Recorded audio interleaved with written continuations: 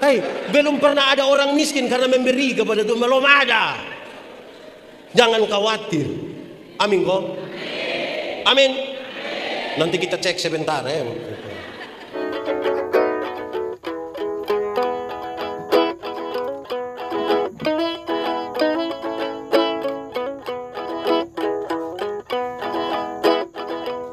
Bahagia setiap orang yang mendengar firman, memelihara dan melakukan dalam hidup setiap hari. Shalom. Shalom. Semuanya shalom. Kalau tema kita mengatakan membangun persekutuan yang mencari Tuhan, pertanyaannya Pak Pendeta, memangnya ada persekutuan yang tidak mencari Tuhan? Ada. Pak Pendeta, memangnya ada persekutuan yang tidak mencari Tuhan? Ada. Lalu kalau tidak cari Tuhan itu cari apa? Satu, cari uang. Persekutuan yang mencari di sekitar sini ada yang begitu kok tidak? Pokoknya yang penting kolekte masuk. Ada juga di sini. Nah itu repot. Kalau tidak mencari Tuhan ya cari uang. Saudara-saudara, saya punya kisah satu ini, teman-teman tidak suka, tapi namanya saya pun kisah, jadi ya saya punya saja. Ada pendeta ketemu di satu acara dengan nenek-nenek miskin satu, nenek tua. Ini dia bilang, pendeta, tanggal 14 bisa pimpin ibadah di rumah kok? Bisa pimpin bagaimana? Tunggu saja tempat yang pas ini. Oke, begini. Pak Pendeta, tanggal 14 bisa pimpin ibadah di rumah kah? Aduh, mama saya sibuk. Bolehkah kasih penatua yang pergi kok mama? Oh boleh, penatua itu tidak apa-apa, Habis mereka ambil makan, datang duduk sama-sama begini, terus pendeta tanya, basa-basi pendeta bilang, mama, mau bikin acara apa kok ibadah di rumah? Ini nenek bilang begini, tidak Pak Pendeta, saya punya anak laki-laki yang paling tua itu baru saja dilantik jadi komisaris bank. Jadi dia ada mau titip berkat sedikit. Pak Pendeta bilang sabar, tanggal berapa dulu? Terus ini nenek bilang tanggal 14. Bapak tua bilang apa? 14? Kira tadi bilang tanggal 4. Kalau 4 memang saya sibuk, tapi 14 bisa. Ya saudara-saudara, kadang-kadang kita bukan cari Tuhan, tapi cari.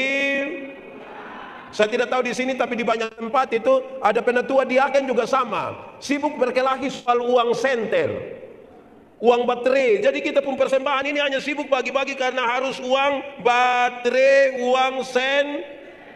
Di sini juga ada begitu. Belum lagi kalau dia hitung-hitung persembahan isi separuh lagi di sini. Kita tambah pusing lah. Jadi kalau persekutuan tidak cari Tuhan, pasti cari. Yang kedua, ada persekutuan yang cari nama. Persekutuan yang cari nama itu persekutuan orang makan puji dong. Di sini ada tahu makan puji? Tahu? Coba yang makan puji angkat tangan coba. Tidak ada ya. Di sini ada baik-baik semua. Jemaat. Orang yang tahu menyanyi, tapi hari Minggu pendeta pimpin di sini, terus pendeta bilang ada solo, paduan suara, vokal group ada. Doran dari Babel. Tidak. Tapi kalau dengar informasi bahwa ketua majelis sinode GKS dan gubernur Nusa Tenggara Timur akan beribadah bersama-sama di GKS Kambaniru. Woi, solo dia, duet dia, vokal grup dia, paduan suara dia, makam puji. Di sini ada ibu-ibu atau bapak-bapak. Dia ada di sini. Pakai baju warna. Itu dia persoalan. Kalau kita cari Tuhan, itu persekutuan cari nama. Apalagi kalau sempat beli baju merah, rok hijau, sendal kuning. Mau pakai pimana? Yang tempat orang berkumpul itu gereja. Nanti semua sudah duduk, baru dia sengaja datang. Duduk sedikit tiba-tiba, betul. Di Kambaniru ada begitu. Dia paham apa? Jadi kalau tidak cari Tuhan pasti cari uang. Kedua cari nama. Yang ketiga, kalau tidak cari uang, tidak cari nama, tidak cari Tuhan, cari apa lagi? Ada persekutuan yang hanya cari tahu. Persekutuan yang cari, orang yang persekutuan cari tahu itu pokoknya dia macam menonton ibadah. Kita menyanyi juga dia begini. Semua dia hanya diam saja. Di sini ada di sini. Coba lihat dia. Kenapa lebih banyak lihat saya? Dulu waktu dan dari ada di rumah, itu kan pakai Zoom, pakai pokoknya yang online. Ada yang tidak ikut ibadah, menonton ibadah. Ini pakai daster lagi, terobek di sini, makan kacang. Terus habis ibadah foto dan dia tulis selesai ibadah.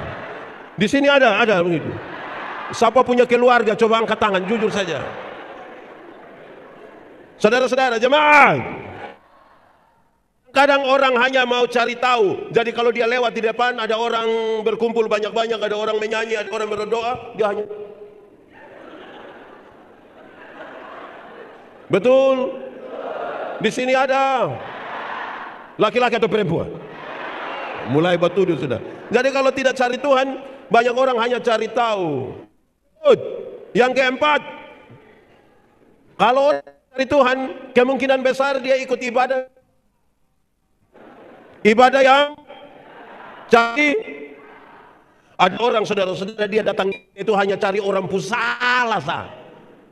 Di majelis jemaat hanya tahu cari orang pun salah sah. Tiap minggu dia kasih persembahan 2.000. Kalau 1 bulan berarti berapa? 2.000 kali 4? 2.000. 2.000 kali 4? Tiap minggu 2.000, 1 bulan 8.000. Tapi tiap hari hanya curiga bendahara. Di sini ada ini. Tunjuk saja tidak apa. Hanya cari hal saja. Jadi ibadah kita adalah ibadah yang suka cari Tuhan. Jemaat, ada banyak jemaat di ini dunia yang bergereja, ya hanya dari satu tempat ke tempat yang lain hanya nilai pendeta khotbah. Ada pendeta 3 pengumuman, pendeta yang akan memimpin ibadah hari ini adalah pendeta Yandi.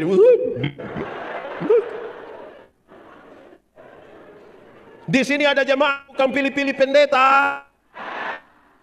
Nah itu Tuhan. Ada yang hanya orang pun kesalahan. Tadi yang pimpin ini puji-pujian di sini bagus. Sabar orang belum ngomong dulu.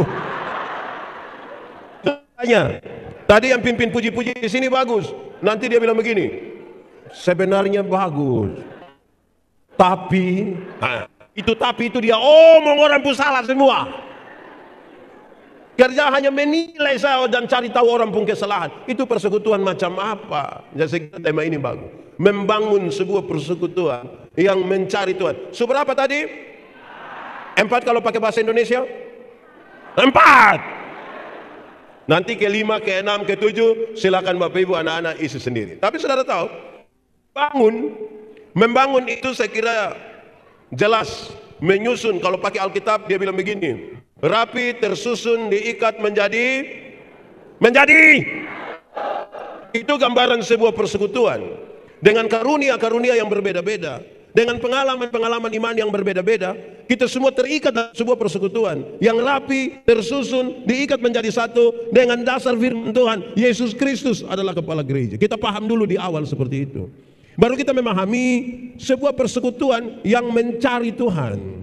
Persekutuan, pertanyaannya adalah persekutuan seperti apa? Bersekutu dengan siapa? Persekutuan itu saudara-saudara adalah persekutuan antara manusia dengan Tuhan dan manusia dengan manusia sebagai anggota dari satu tubuh. Jemaat, saya mau bilang pada saudara bahwa banyak orang datang ke gereja tapi tidak membangun persekutuan dia dengan Tuhan Allah. Banyak orang berdoa tapi tidak dalam komitmen imannya dengan Tuhan Allah. Banyak orang seolah-olah berdoa tapi tidak dengan persekutuan dengan Tuhan Allah. Saya banyak tempat saudara-saudara bahwa kalau saudara berdoa, doa itu relasi bukan kata-kata. Doa itu apa? Relasi, bukan. Banyak orang terlalu membangun kata-kata lupa membangun relasi. Padahal saudara bisa berkata-kata dengan orang yang tidak saudara kenal sama sekali. Contoh, jemaat, pernah kok tidak satu saat saudara telepon tiba-tiba ada suara bilang begini, nomor yang Anda tuju tidak dapat dihubungi. Pernah? Suara perempuan atau laki-laki? Itu perempuan dari Sabu Barat. Jadi bahkan kita bisa berkata-kata dengan mesin. Jemaat, bahwa relasi itu yang memungkinkan kita berkata-kata. Relasi memungkinkan kita berkata-kata. Saya mau tanya saudara, menurut saudara saya kenal saya istri kok tidak? Kami dua ada relasi kok tidak? Oleh karena kami dua saling kenal, kami dua punya relasi, maka saya mau meminta sesuatu dari dia, saya akan minta begini, ma, bikin teh dong sayang, gelas kecil saja, gula jangan terlalu banyak, papa takut sakit gula. Kan paling hanya minta begitu. Tidak mungkin kepada saya punya istri yang saya kenal, kami dua ada relasi, saya minta sesuatu di dia, saya bilang, mama, buatlah segelas teh, jangan terlalu banyak gula, ya papa takut sakit gula. Woi, itu pas habis ibu tanya, papa sehat? Membangun persekutuan. Membangun persekutuan bukan membangun kata-kata. Amin kok. Nanti persekutuan teorinya begini, makin dekat seseorang dengan Tuhan, makin dekat dia dengan orang-orang yang ada di sekitarnya. Itu persekutuan. Jadi kalau ada suami istri tukang bertengkar, tukang berkelahi, ada majelis jemaat penatua diaken yang suka bertengkar berkelahi, di sini ada. Itu di rayon mana? Penatua diaken suami istri yang suka berkelahi itu, relasi dia dengan Tuhan bermasalah. Makin dekat seseorang dengan Tuhan, makin dekat dia dengan orang-orang yang ada di sekitarnya. Atau pakai bahasa lain mengatakan, kalau yang kelihatan saja engkau tidak hargai, engkau tidak hormati, bagaimana engkau menghormati yang tidak kelihatan? Itu persekutuan. Ada orang yang datang gereja, dia datang, pokoknya yang penting dia ibadah. Jangan libatkan dia dalam acara apapun, dalam kegiatan apapun, yang penting dia ikut ibadah. Betul? Apalagi meminta sumbangan dari dia. Aduh, itu orang sekikir tidak ada dua. Di sini ada yang sekikir. Sekikir kalau pakai bahasa sabu bilang apa? Apa?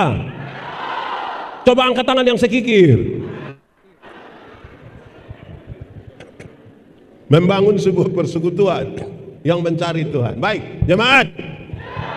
Saya ingin bilang kepada saudara bahwa pembacaan di Matius pasal 6 ayat 3 adalah sebuah rangkaian dari penjelasan Tuhan Yesus tentang hal kekhawatiran. Tentang apa hal? Hal, tolong jawab saya, khawatir dan takut sama kau beda. Omong. Khawatir dan takut sama kau beda. Beda kau sama. Sama kau beda. Beda kau sama. Dia pu apa yang beda? Dia pu tulisan beda tuh. Tapi saya mau kasih tahu saudara, khawatir dan takut itu memang beda. Takut ialah dia sementara berada di dalam itu keadaan. Anjing sudah mau gigit dia, wah, itu takut, itu takut. Itu takut, sementara berada dalam keadaan. Tapi khawatir, itu dia tidak ada di dalam itu keadaan. Dia hanya di rumah sambil membayangkan anjing jahat, tapi dia ketakutan. Padahal tidak ada anjing. Jemaat yang ada di Kambaniri lebih banyak takut atau khawatir? Takut atau khawatir? Khawatir atau takut? Takut atau khawatir? Takut apa? Jemaat, tentang ketakutan firman Tuhan bilang begini, jangan takut. Sama-sama, 1, 2, 3. Jangan. Lebih kuat, 1, 2, 3. Yang dimaksud dengan jangan takut bukan berarti kehilangan rasa takut, bukan.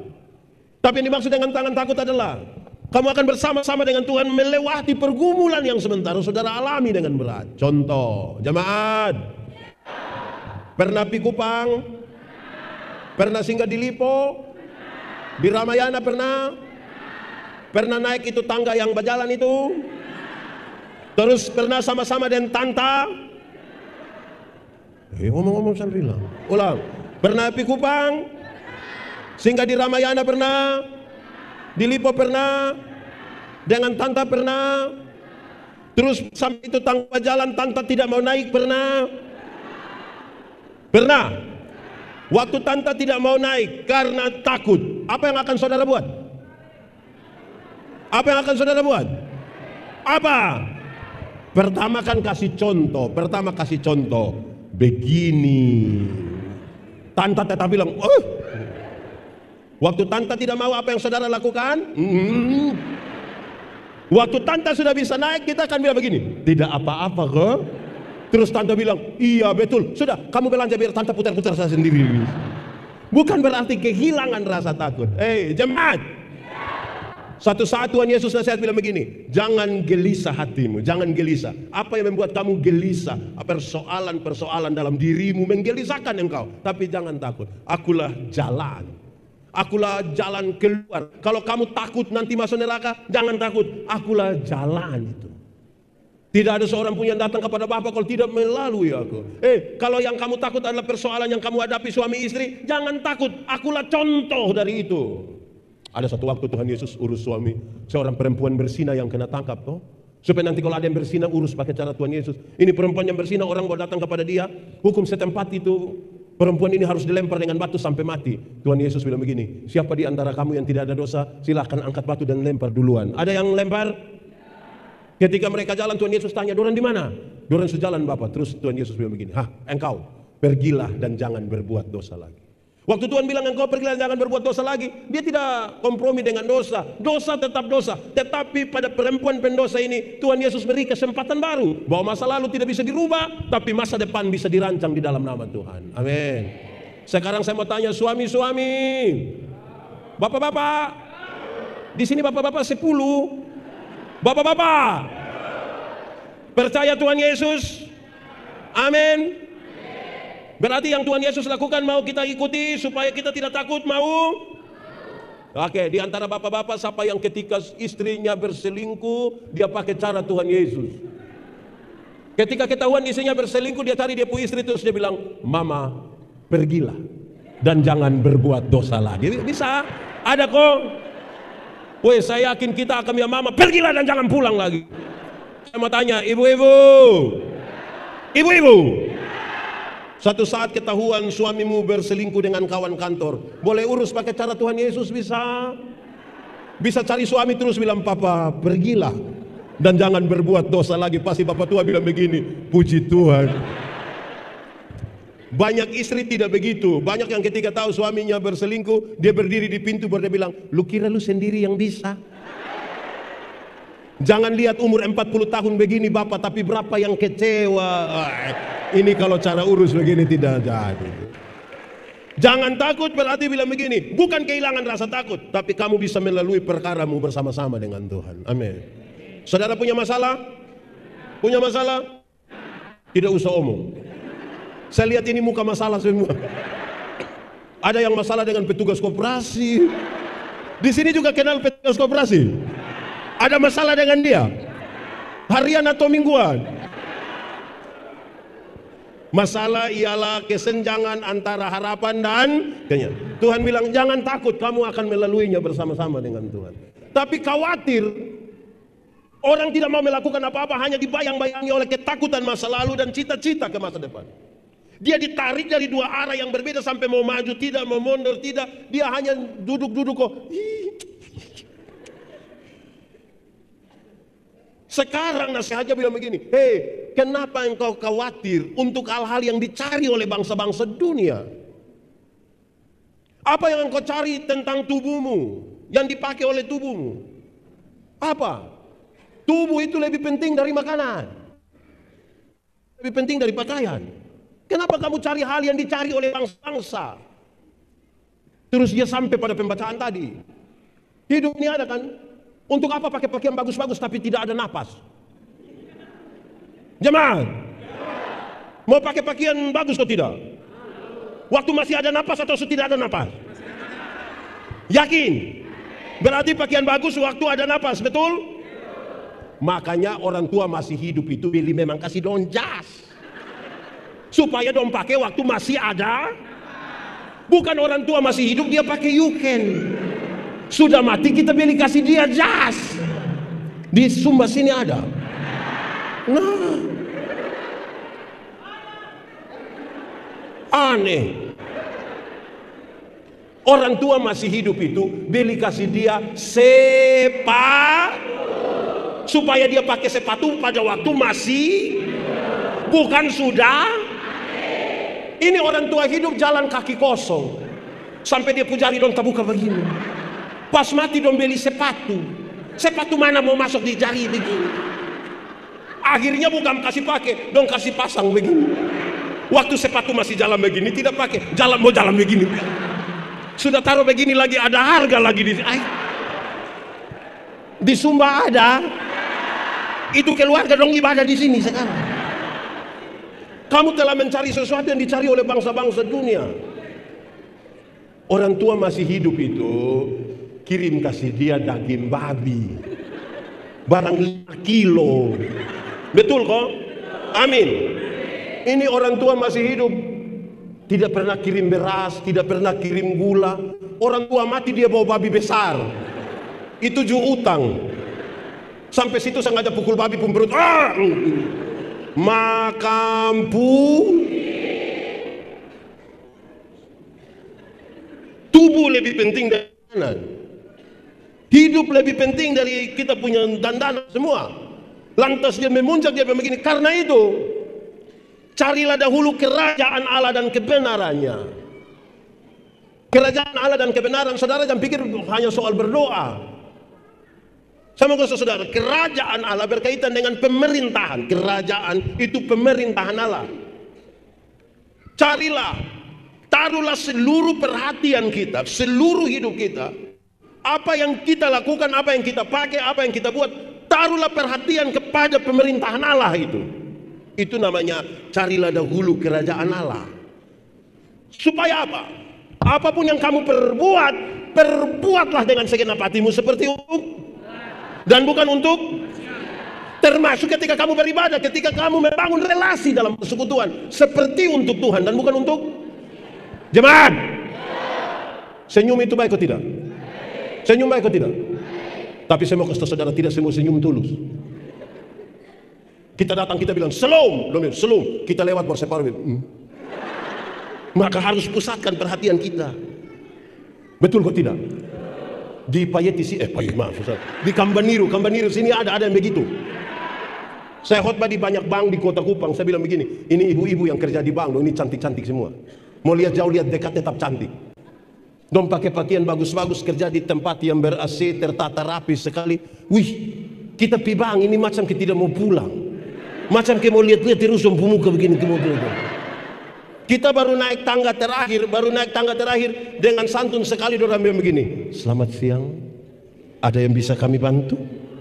Terus saya tanya dong, bilang begini, ibu-ibu, siapa di antara ibu-ibu yang waktu bangun pagi lihat suami pas bangun terus dia bilang, selamat pagi, ada yang bisa kami bantu? Jadi lakukanlah segala sesuatu itu seperti untuk, pusatkanlah seluruh perhatianmu kepada kerajaan itu dengan pemerintahannya. Segala sesuatu akan ditambahkan carilah dahulu kerajaan Allah dan kebenarannya. Selamat dulu, baru yang lain itu di kekayaan, kehormatan di, umur panjang di, jabatan di, istri di, istri di,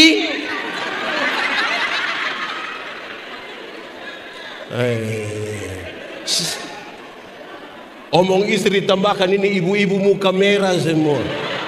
Jemaat, ada banyak orang pemalas cari kerajaan sorga. Saya bicara dia dalam dua perspektif. Pertama, saudara, ada orang yang dia kerjasa, tidak pernah datang ibadah, hanya urus kerja. Terus kita panggil bilang, ama iko ibadah, dia sibuk. Di sini ada siapa punya suami? Coba angkat tangan, angkat tangan.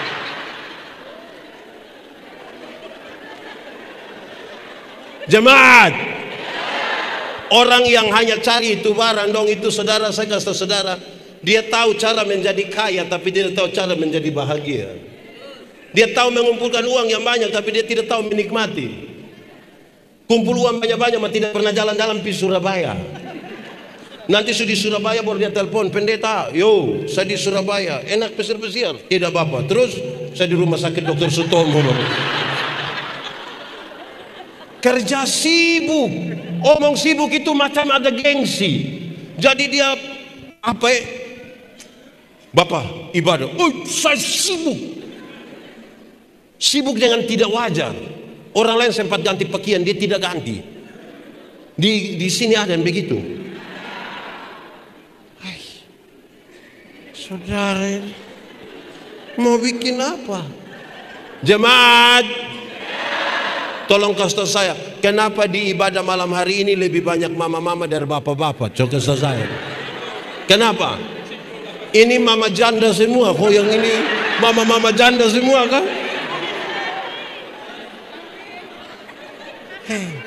Ini bapak-bapak don satu. Bapak-bapak, ada bapak-bapak yang dulu masih pacaran rajin sekali jemput calon istri ke gereja kan? Sudah nikah dia tidak pernah lagi pergi gereja sama-sama dengan istri. Pendeta datang tanya, "Ama, kenapa tidak sama-sama Ina pergi gereja?" Dia bilang, "Pendeta, waktu pendeta kasih nikah saya dengan Ina, kami dua telah menjadi satu. Jadi kalau Ina sudah pergi sama dengan saya juga sudah." Ini ibu-ibu jus satu, ini ibu-ibu jus satu. Setelah bagus-bagus pergi ke gereja jalan sendiri. Sampai di gereja pendeta tanya, "Ina, kenapa sendiri? Suami mana?" Terus saya bilang, "Tahu sendiri." Sudah tahu suami begini, kenapa kawin dengan dia? Kalau mau bangun persekutuan yang benar, amin kok, amin kok, jemaat. Dan saya mau kasih saudara, itu semua mesti dimulai dari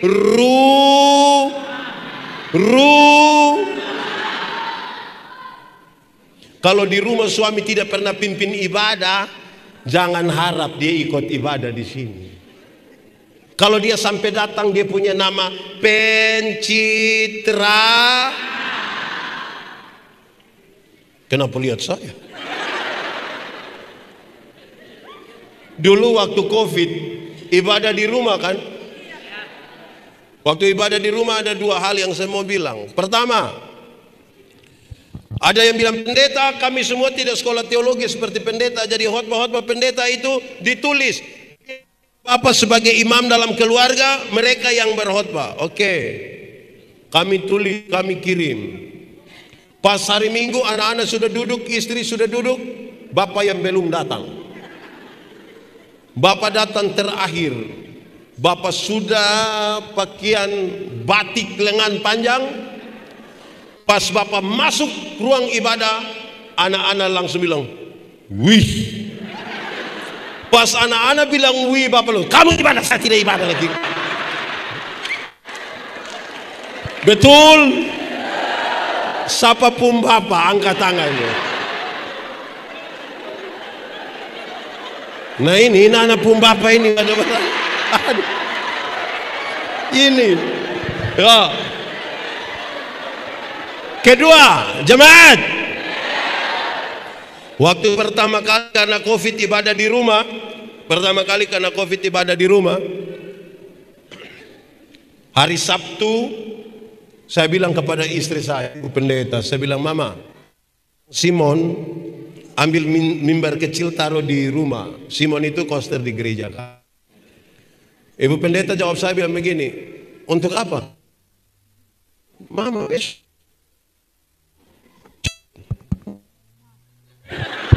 cek." Mama bilang, "Simon taruh mimbar di rumah." Untuk Mama, besok kita tidak ibadah. Ibu Pendeta begini, "Bapak Pendeta, Bapak, besok itu lepas Bapak punya toga, lepas Bapak punya kolar, sebut kependetaan Bapak lepas. Besok itu seorang suami, seorang imam dalam keluarga sementara memanggil istri dan anak-anaknya untuk ibadah. Bukan pendeta, bukan siapapun, tapi dia sebagai kepala keluarga. Kami mulai ibadah hari Minggu itu, saya ingat persis lagu pembukaan itu. Lagunya ini, "Jam sembah kudus bila." Saudara tahu lagu ini? Tahu? Kalau pulang baru menyanyi, kita dengar. Pas menyanyi lagu itu, saya lihat Ibu Pendeta meneteskan air mata. Kami terus beribadah. Habis ibadah, saya bilang, "Ibu Pendeta, Mama, kenapa kita mulai ibadah dan Mama menangis?" Ibu jawab, saya bilang begini, Bapak, awal-awal ketika gereja mulai berdiri, beribadah, bersekutu bersama-sama itu sesuatu yang sulit sekali. Karena secara sistematif dan masif menyeluruh, ibadah-ibadah orang Kristen dilarang. Tapi orang berusaha beribadah di rumah dengan resiko-resiko besar. Ketika makin maju, mulai bisa beribadah di mana-mana, gedung-gedung ibadah dibuat besar-besar, makin banyak orang datang ke ibadah-ibadah di gereja dan orang meninggalkan ibadah-ibadah di rumah. Akhirnya Bapak bisa jadi pendeta untuk orang lain punya keluarga, tapi Papa tidak bisa jadi pendeta untuk keluarga sendiri. Bapak bisa jadi penatua untuk orang lain punya rumah tangga, tapi tidak jadi penatua untuk rumah tangga sendiri. Bisa jadi diaken untuk orang lain punya rumah tangga, tapi tidak bagi rumah tangganya sendiri. Amin. Jadi persekutuan dimulai dari rumah. Cari duluan yang itu, pusatkan perhatian di situ. Nanti saya bicara tentang pemerintahan Allah, tapi saya bilang begini, pemerintahan Allah itu, kalau Allah memerintah, lebih hebat dari seorang bupati memerintah. Lalu apa yang paling hebat? Kalau Tuhan memerintah, keadilan, keberpihakan, kasih, semuanya berjalan secara baik. Amin. Di sini jemaat tinggal 3. Jemaat. Surga lebih baik atau dunia lebih baik?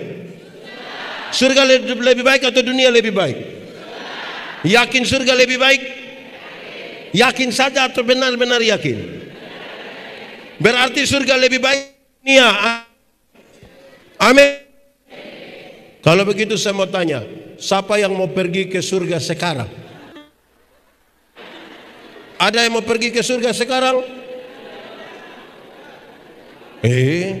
Saudara ini mau tinggal di mana sebenarnya? Pendeta, belum waktu Tuhan. Oke. Saya belum pergi ke surga yang lebih baik dari dunia, tapi tanda-tanda kerajaan surga sudah harus saya alami di sini, di rumah, di gereja, di tempat di mana saya tinggal di situ. Penuh keberpihakan, penuh keadilan, penuh kasih. Kerajaan. Jadi kalau saudara sementara berada dalam sebuah keadaan tanpa kasih, saudara tidak sementara mencari Tuhan. Jadi kalau ibadah-ibadahmu hanya sebuah perayaan liturgis biasa, saudara tidak mencari Tuhan. Jemaat, ibadah itu ada 2. Satu dia punya nama ibadah liturgis. Ibadah apa? Ibadah liturgis ini yang KPI, ibadah minggu, ibadah rumah tangga, ibadah pemuda, ibadah anak remaja. Itu ibadah liturgis. Kita menyanyi, kita berkhotbah, kita berdoa. Tapi yang kedua, ibadah raya kehidupan. Sama-sama 1, 2, 3. Ibadah raya. Apa maksudnya? Waktu saudara habis ibadah liturgis, apa yang saudara lakukan ketika saudara kembali ke rumah? Itu ibadah raya kehidupan. Orang tanya saya, pendeta, khotbah yang baik itu yang karmana? Saya lupa maksud. Khotbah yang baik itu tulis atau tidak tulis, berapi-api atau berair-air. Saya bilang khotbah yang baik bukan soal tulis atau tidak tulis, bukan soal berapi-api atau berair-air. Khotbah yang baik ialah omong karmana buat begitu waktu di luar. Jangan omong lain. Ada yang malah pikir lain, omong lain, buat lain. Hasilnya kelainan. Ibadah raya. Kalau saudara beribadah dan mencari Tuhan, dengar. Kalau saudara beribadah dan mencari Tuhan, maka ada hubungan antara hari Minggu dan hari Senin. Hari Senin hari bekerja, hari Minggu hari beribadah. Ibadah yang kita dapat, kita pakai di hari Senin ketika kita bekerja. Amin kok. Untuk apa kita datang menangis-menangis di ibadah hari Minggu, hari Senin kita gila kembali?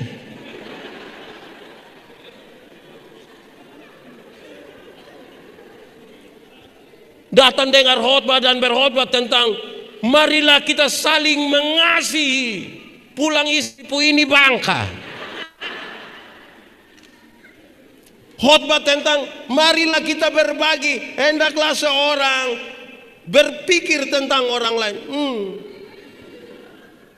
Haleluya, haleluya. Di sini dia menyanyi dan sukacita. Haleluya, haleluya, haleluya, haleluya. Kenapa saudara tidak tahu ini lagu? Lalu kenapa suruh saya solo? 3, 4. Haleluya, haleluya, haleluya, haleluya. Lebih kuat. Haleluya. Puji Tuhan. Sama-sama 3, 4. Puji Tuhan. Haleluya. Puji Tuhan. Haleluya. Puji Tuhan. Haleluya. Puji. Dia menyanyi mantap, senang-senang. Buka ame kios 1 di situ, dia pu harga halilintar. Tidak ada hubungan antara dia punya nyanyian dan dia pun kios pu harga. Supaya kalau kita membangun persekutuan, bangun yang benar. Kesulitan terbesar dari kekristenan di tempat-tempat mayoritas Kristen adalah memberi nilai, memberi rasa. Memberi nilai, memberi rasa. Amin kok. Anak-anak, kamu beribut-beribut, kamu belum tahu ini Om Pendeta. Bosan coba lah.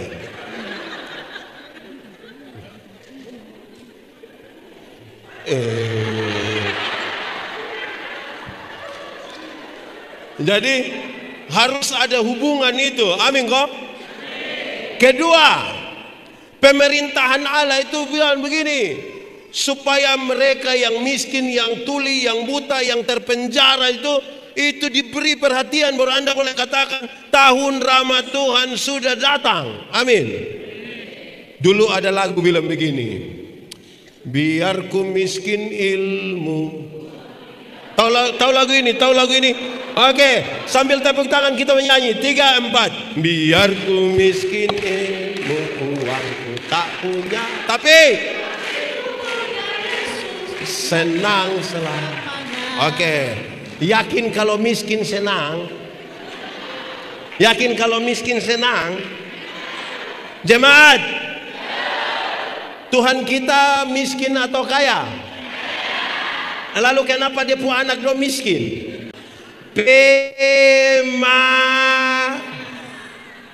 Pemalas pakai bahasa sabu bilang apa? Anak-anak, Tuhan kita pintar atau bodoh? Kenapa dia punya anak bodoh?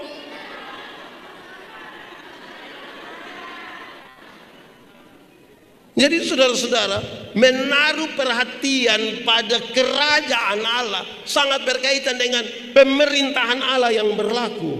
Tuhan mau lihat kita susah? Tuhan senang lihat kita bodoh? Makanya belajar. Ini kita di gereja, tantangan kita misalnya begini. Ada penatua diaken. Rapat majelis jemaat, memutuskan pelatihan berkhotbah bagi penatua diaken.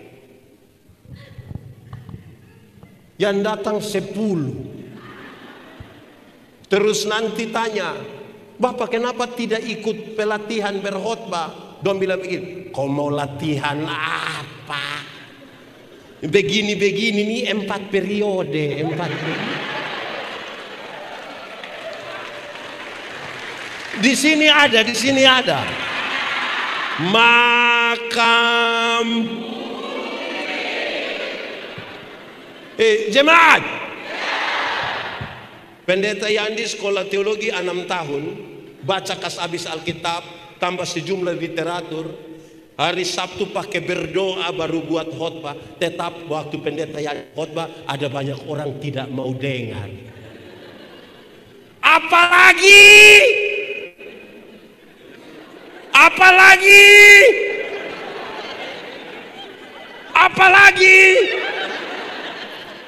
Mungkin pendeta yang sudah belajar kesabisin Alkitab, khotbah sama si jemaat tidak suka dengar.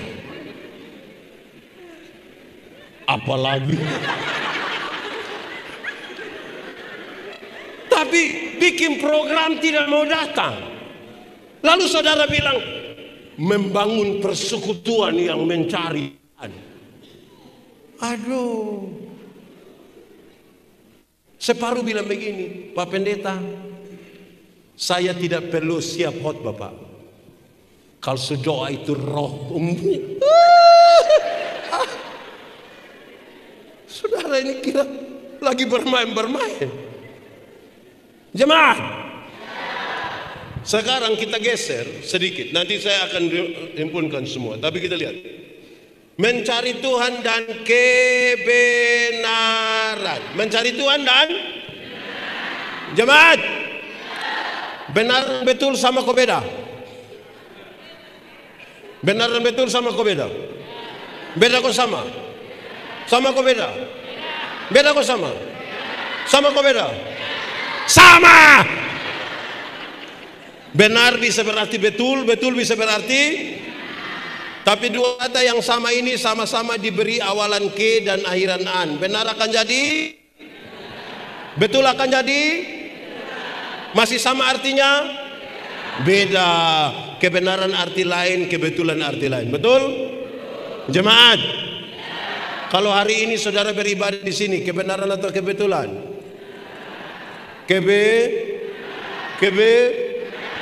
Kebenaran, amin.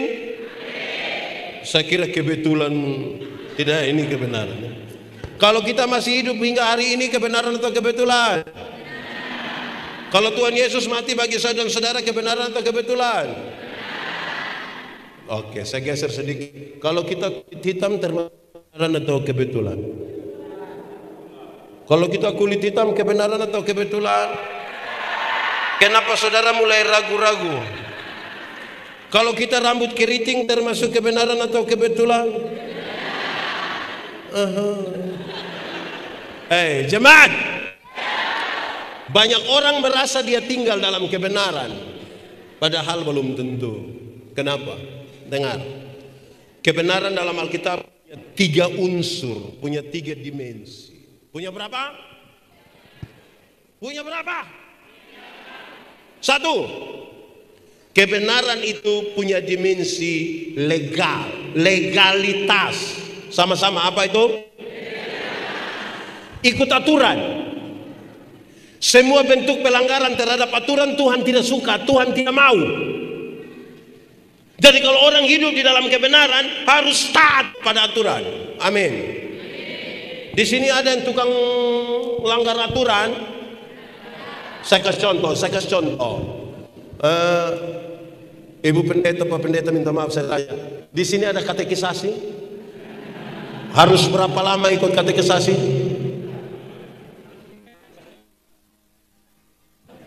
4 bulan.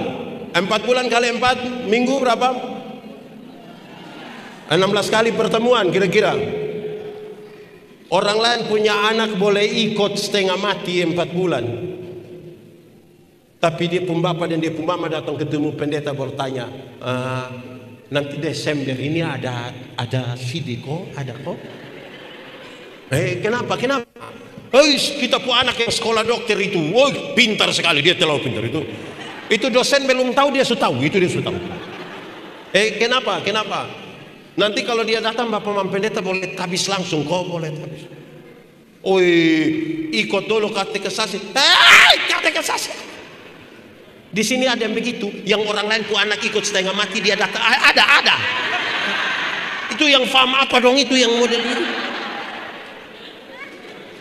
Kebenaran itu ikut aturan, bukan langgar-langgar, bagaya. Pendeta tidak mau tersinggung. Terus atur kok kasih pindah pendeta. Wah. Jemaat, tahu motor? Pernah naik motor? Siapa pun motor? Sendiri? Selunas? Kalau saudara naik motor, SIM ada, STNK, pakai helm, lampu-lampu ada, kaca spion ada operasi lalu lintas di sebelah situ. Berani masuk? Kenapa berani? Ikut atuh. Coba kalau SIM tidak ada, STNK tidak ada, lampu-lampu tidak ada, tidak pakai helm, tidak ada kaca spion, ada operasi lalu lintas itu, berani pergi? Kenapa tidak berani? Kenapa tidak berani? Tapi kan kamu pohon polisi toh. Kebenaran itu legal, ikut aturan. Legalitas yang dibangun di atas pulihnya hubungan antara manusia berdosa dengan Tuhan, itu kebenaran. Saudara tahu, anak sekolah, anak-anak, kamu masih sekolah? Oh, om kira sudah libur. Biasa masuk sekolah jam berapa? Kalau masuk sekolah jam 7, pi jam setengah 10. Jam berapa?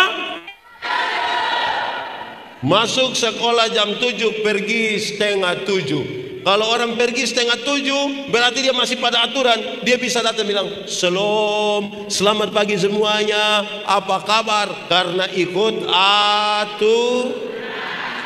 Bayangkan kalau masuk sekolah jam 7, dia pergi setengah 3. Taruhlah dia pergi setengah 10, bisa datang bilang, "Shalom," bisa begitu? Saudara tahu dia pun cara jalan. Kebenaran itu ikut aturan. Amin kok? Legal. Kedua, kebenaran dalam Alkitab itu punya dimensi moral. Apa? Moralitas, kesatuan antara pikiran, perkataan, perbuatan. Kesatuan pikiran, perkataan, perbuatan. Berdoa itu tutup mata. Amin. Pertanyaan kedua, apakah semua yang tutup mata berdoa? Itu moralnya di situ. Moral. Pendeta Yad ini kalau berkhotbah, orang kalau angguk kepala, saya belum terlalu yakin. Karena mengangguk itu ada dua. Pertama, kalau dia anggukan itu tetap, tempo tidak berubah, pakai tutup mata sedikit, itu berarti masuk. Jadi kalau dia bilang begini, itu masuk. Tapi kalau temponya berubah, turun agak lama, naik agak cepat, jadi dia pun cara turun begini. Itu tidak masuk. Jadi karena kebenaran itu punya dimensi moral, maka yang kita lakukan itu harus jelas. Amin kok? Saudara bayangkan, ada majelis, minta maaf saya tanya, di sini kalau hari Minggu yang baca firman itu pendeta. Kalau di gereja kami yang baca firman itu ada yang penatua yang baca. Kadang-kadang don siap, don tidak siap. Nanti dia sudah datang terlambat lagi, baru sekretaris jemaat ambil sekolah kok cepat-cepat dia, "Bapak firman." Terus dia datang, dia maju, ini kan sukeringat, jadi dia mulai pada mulanya Tuhan mencipta. Tapi harapan membangun persekutuan yang mencari Tuhan. Bagaimana bisa? Ibu-ibu, di sini ada vokal grup atau paduan suara ibu-ibu. Aman kok? Waktu pilih pakaian seragam aman? Dorang tidak sibuk di menyanyi, dong sibuk di baju apa. Polos kok ada motif strap di sini, kok begini, kok itu yang dong sibuk. Tapi tampil di sini gayanya tua.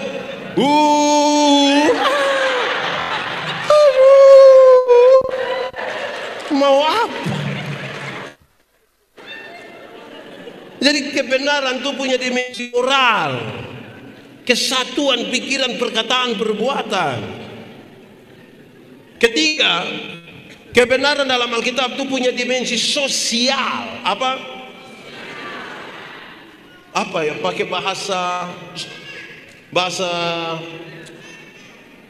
solidaritas. Kenapa Tuhan mau berkorban bagi saya dan saudara? Kan dia solider dengan kita. Dalam gereja tuh kepekaan tuh mesti ada terhadap orang lain pun kesusahan. Jemaat, saya pakai 2 contoh. Satu, kita punya orang yang punya jiwa sosial itu biasa muncul pada waktu Paskah atau Natal. Sudahkah hari baik itu nanti panitia dompi catat ame janda penerima diakonia. Terus ibadah hari Minggu ada pengumuman bahwa para penerima diakonia supaya bersabar sebentar, setelah ibadah ini akan dilaksanakan pembagian. Yang sehat dong sepulang, tinggal yang nenek-nenek sakit berat dong. Baru dorang mulai panggil satu-satu. Nenek Manobe.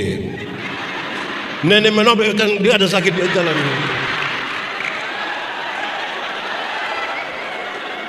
Sampai terus panitia ambil kantong plastik merah, kan ada isi beras, gula, sabun, minyak.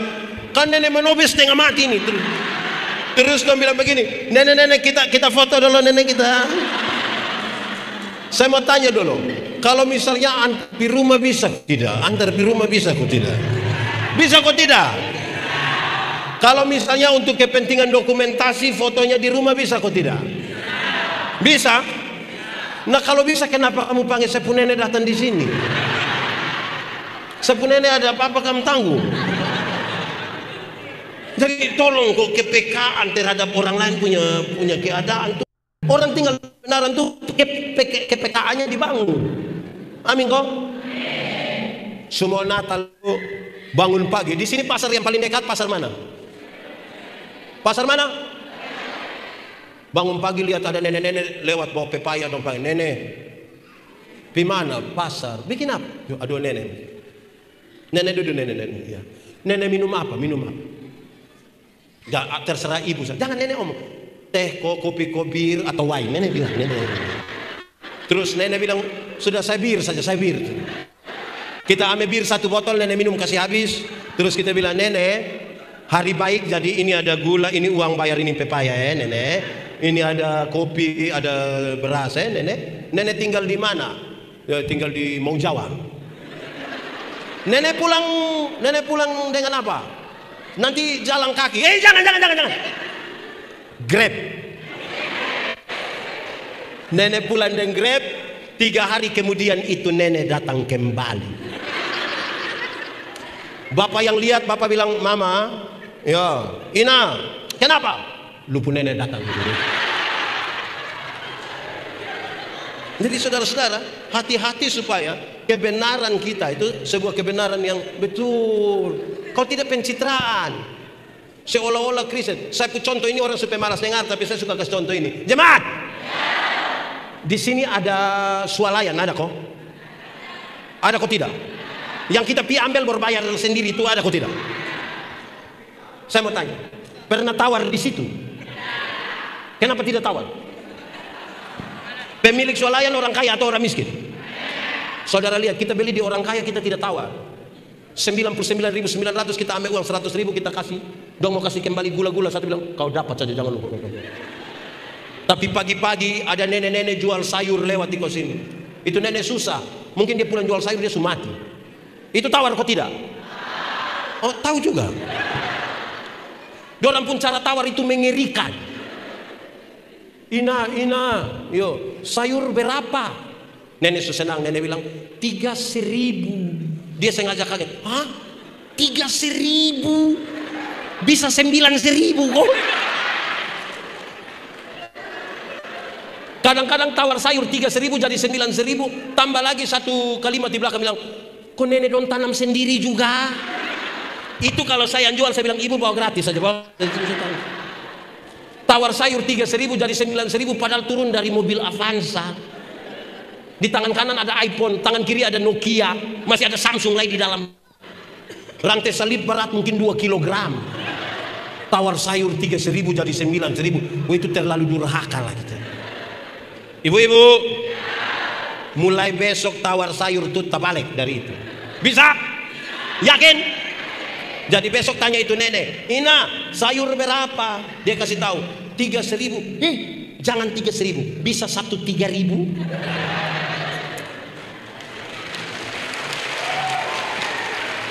Kalau sampai bisa tawar sayur 3.000 jadi 3.000, hanya 3 kemungkinan. Kemungkinan pertama itu orang punya solidaritas sosial, kepekaan sosial yang kuat sekali, pantas ditiru, pantas dipuji. Tapi yang kedua mangkali makan puji. Atau yang ketiga gila mungkin. Ini izin Pak Pendeta, Pendeta. Di gereja ini ada lelang barang. Wih dong, kalau lelang dalam gereja tuh mantap. Harga dasar Pak Menope taruh 250. 250 satu kali tambah 300. 552 kali tambah 473.000. Itu seberapa? Seberapa itu? Makanya pakai kalkulator. Wih, kalau di sini kita pu harga non tinggi semua. Wih, tapi kalau kita tawar ame di pasar ini, aduh.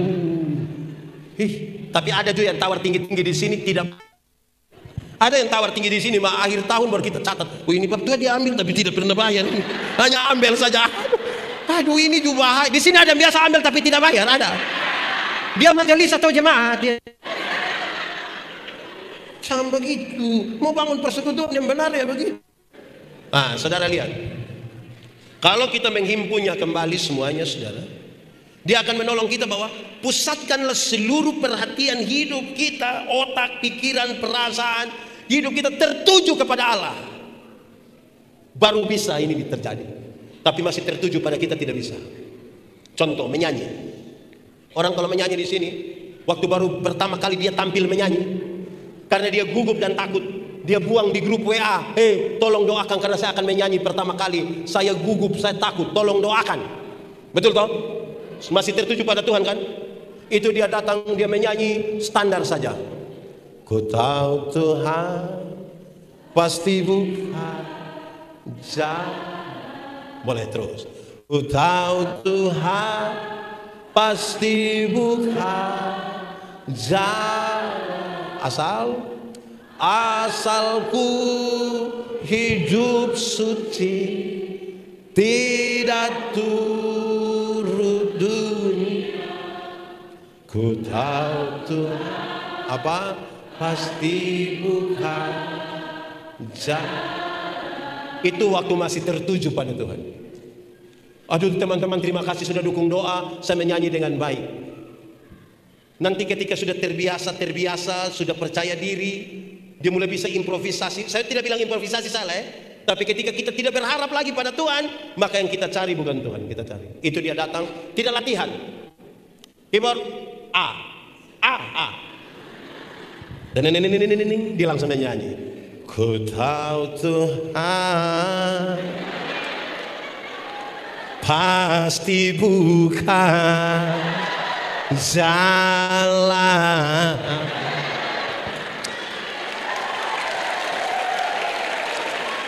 Ku tahu Tuhan pasti bukan. Tidak salah improvisasi, tidak salah. Tapi janganlah kalau hati kita tidak terpaut lagi kepada Tuhan. Itu kita cari. Itu kita cari. Bayangkan, kalau ada satu keluarga, anak perempuan 2 orang, istri perempuan atau laki-laki? Oh, berarti yang laki-laki dalam itu rumah berapa orang? Bapak sudah terbiasa didengar di itu rumah. Tapi tetangga sebelah juga itu bapak satu orang biasa yang dengar. Itu bapak satu orang, itu bapak satu orang, itu bapak satu orang. Semua biasa didengar di rumah. Ada 10. Ada berapa? Dan 10 yang sudah terbiasa didengar di rumah, 10 terpilih di majelis. Dan 10 rapat. Menurut saudara ada kursi yang kena lempar kok tidak? Ada yang tersinggung kok mau keluar kok tidak? Karena dia di rumah sudah sering didengar. Dia kira kalau dia omong di sini semua mesti dengar dia. Tidak ada kerendahan hati dalam masalah. Di sini ada majelis yang sombong-sombong ada. Dia faham apa dia? Saudara-saudara, kalau tanpa kerendahan hati kita mencari Tuhan, itu kita cari diri, cari hal tadi. Cari hal. Saudara, saya ada di beberapa jemaat. Kadang-kadang saya protes, saudara. Persembahan itu kata dasarnya sembah, bukan sumbang. Bila perlu tidak usah tulis nama, tidak usah apa-apa.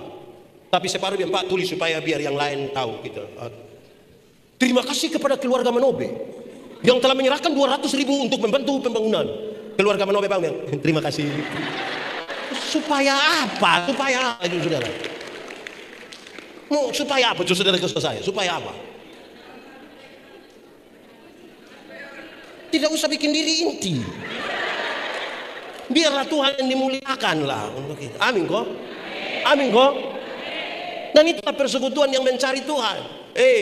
Orang tanya, Tuhan, saya mau ikut Engkau, tapi itu, pikir-pikirlah dahulu. Pikir-pikirlah dulu. Ingat, serigala punya liang, burung punya sangkar, anak manusia tidak ada tempat meletakkan kepala. Pikir-pikirlah dahulu supaya keputusan engkau untuk mengikuti Tuhan adalah keputusan yang paling tinggi dan tidak ada keputusan lebih tinggi dari itu. Pikir-pikirlah dahulu. Lantas lebih dari itu dia bilang begini, karena itu orang yang ikut kita, what?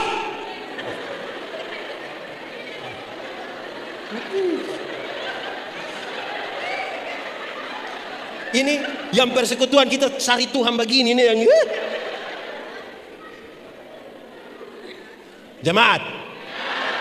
Saya mau bilang saudara, barang siapa mengikut aku dia mesti menyangkal diri, memikul salibnya dan mengikut aku. Menyangkal diri itu artinya begini, bukan saya, tapi bukan saya. Siapa yang bangun itu gedung kebaktian Kambaniru? Bukan saya, tapi padahal dia yang ketua pembangunan. Orang tanya siapa yang bangun? Bukan saya, tapi yang kan kalau kita tanya, Pak Manobe, siapa yang bangun itu gedung kebaktian Kambaniru? Terus dia bilang, bukan saya. Coba kamu cek saja. Coba kamu.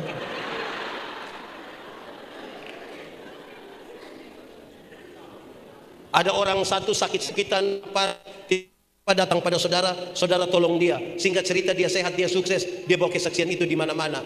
Orang-orang diberkati dengan kesaksiannya. Kesaksian itu sampai ke telinga saudara. Kira-kira akan apa yang saudara bilang? Waktu itu datang sini semua mati Pak, untung. Nah itu dimulai. Kita pun diri ini seringkali kita taruh di depan. Jemaat. Ini dalam gereja nama persekutuan, apalagi gereja-gereja mainstream seperti GKS, Gemit, kita tuh hampir-hampir tidak kenal yang dipun nama solo, tapi nyanyian bersama. Nuansanya persekutuan. Waktu anak-anak mau tampil ini, saudara jangan lihat mereka pun tampilan ini. Latihan berapa lama?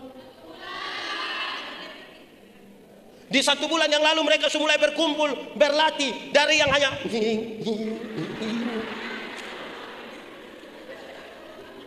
sampai tampil hari ini kan. Dorang disuruh pakai baju putih. Mungkin dari dorang ada yang tidak suka pakai baju putih. Tapi waktu dia pakai baju putih bukan karena selera, tapi apa? Tanggung jawab.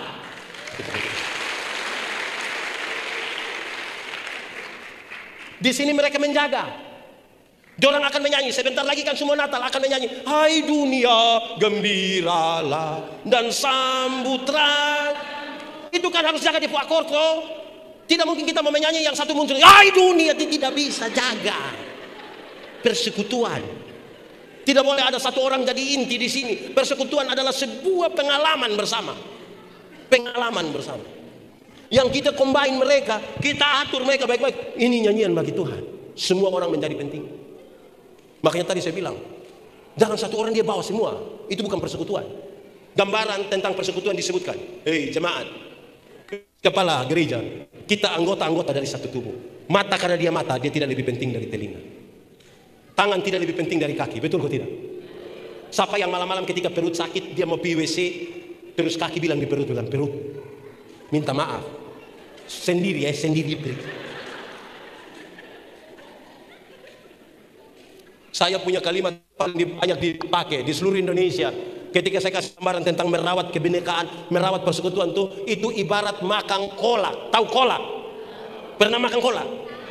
Nah, kolak terdiri dari apa? Ubi, pisang, santan, gula. Sudah jadi dia pun nama? Waktu sudah jadi kolak, makan pisang masih rasa pisang kok tidak?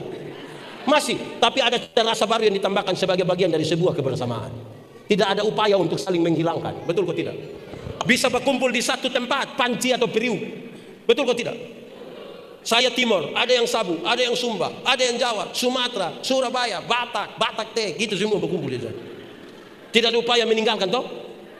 Mau makan kolak juga, bukan kita makan pisang di sana, pindah makan ubi di sana, pindah minum santan di sana, baru terakhir duduk di atas kompor di sini, kan tidak begitu. Bercampur semua toh jadi satu toh. Jangan kelola persekutuan sama kayak minum kopi. Tahu kopi? Pernah minum kopi?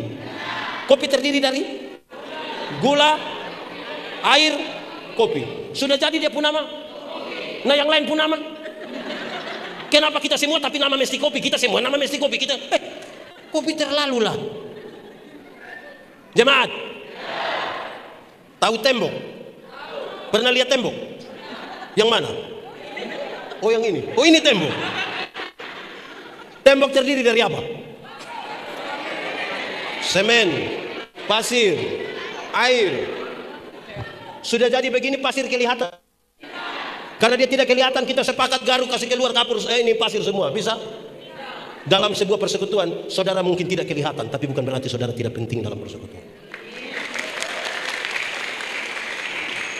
Dalam sebuah persekutuan, saudara mungkin kelihatan karena badan besar, tapi bukan berarti orang lain tidak penting. Supaya semua ini menjadi penting dalam sebuah persekutuan. Amin kok? Saudara-saudara, di tempat di mana semua persekutuan itu berdiri, Tuhan tidak membatasi siapapun. Siapapun boleh bergabung dalam persekutuan. Tidak ada pembatas. Siapapun boleh menikmati Tuhan. Dalam perspektif itulah saudara boleh menyanyi tentang persekutuan. Ku tak pandang dari asalkan berdiri. Kalau hatimu seperti hatiku, kaulah saudara dan itu toh. Kenapa lihat saya? Jemaat, mari kita lihat yang bagian paling terakhir. Karena itu janganlah khawatir. Saya mau pakai kata khawatir dalam tema ini untuk menyampaikan, dalam persekutuan dengan Tuhan Allah tidak ada jeripaya yang sia-sia. Belum pernah ada satu orang pun karena memberi dirinya dalam persekutuan lantas dia menjadi orang yang paling miskin di dunia. Tidak ada. Belum pernah ada di dunia oleh karena persembahannya kepada Tuhan lantas kemudian dia tidak pernah punya apa-apa dalam hidupnya. Tidak ada. Tidak ada. Janganlah engkau khawatir.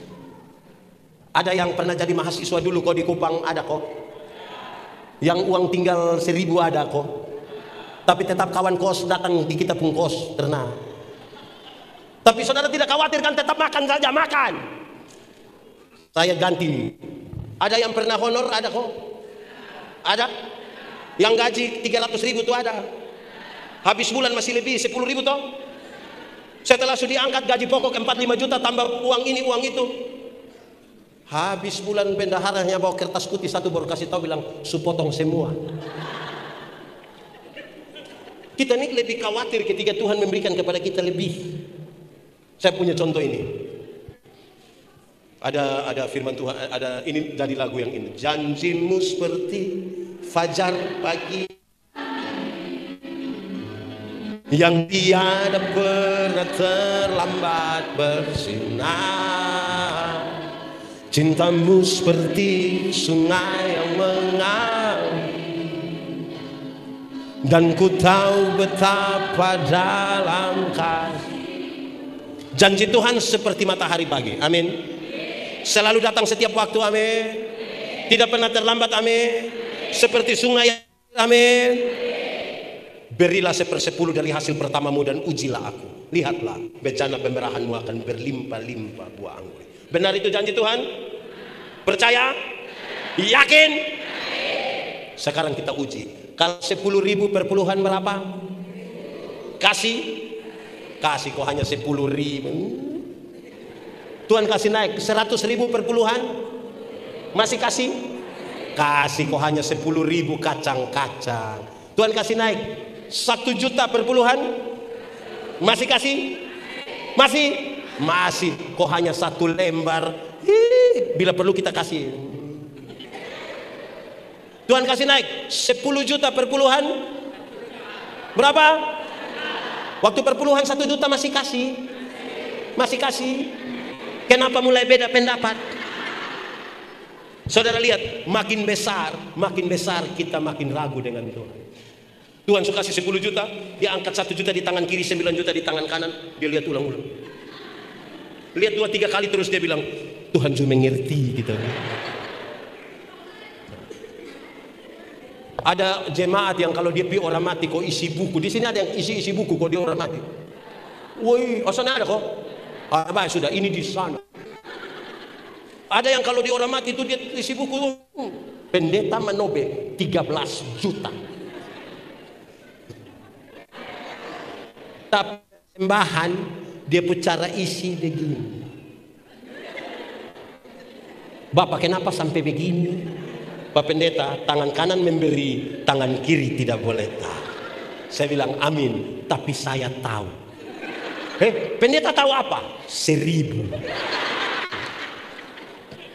Karena 100 tidak mungkin begini. Sebegini lah pakai batok lah ya.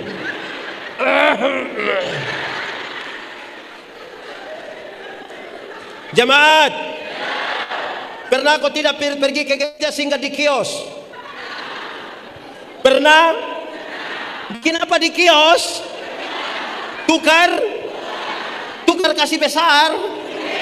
Aha. Itu kita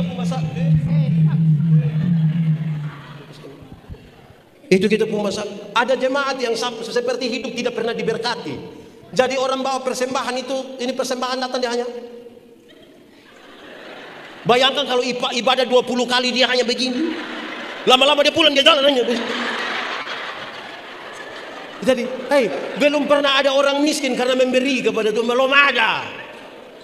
Jangan khawatir. Amin kok. Amin. Nanti kita cek sebentar ya.